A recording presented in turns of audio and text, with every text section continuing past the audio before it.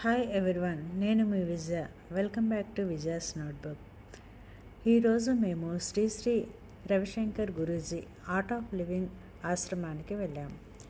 ఆశ్రమము Sri Sri Ayurved hospital నుండి 2 kilometres వరకు ఉంటుంది. హాస్పిటల్ నుండి ఫ్రీ షటిల్ బస్సెస్ 8:30 నుండి స్టార్ట్ అవుతాయి. ఎవ్రీ 1 అవర్కి బస్సెస్ రన్ చేస్తారు.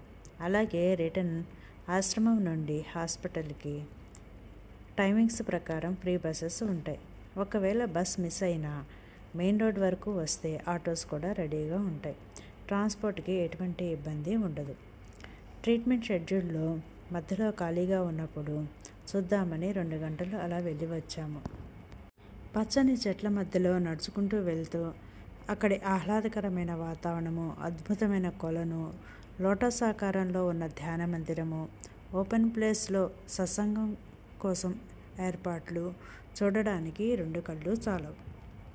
ధ్యాన మందిరంలో ప్రవేశించిన తర్వాత ఎంతో ప్రశాంతంగా, హాయిగా, ఎంతసేపు ఉన్నా ఉండాలనిపించేంతగా కట్టిపడేసింది.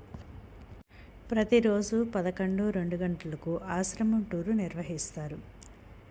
అందులో భాగంగా గోశాల, హాస్పిటల్, ధ్యాన మందిరం, ఇంకా అక్కడ జరుగుతున్న కార్యక్రమాలను వివరిస్తూ ఆశ్రమం మొత్తం తిప్పి చూపిస్తారు. నడవలేని వారికి ఇటువంటిది చాలా ఉపయోగకరంగా ఉంటుంది. సాటర్డే, సండే ఈ షటిల్ బస్సెస్ చాలా ఎక్కువగా ఉంటాయి. ఈరోజు మేము వెళ్ళినప్పుడు గురూజీ ఆశ్రమంలోనే ఉన్నారు. ధ్యాన శిక్షణ కార్యక్రమంలో భాగంగా వేలాది మందికి శిక్షణ ఇస్తున్నారు.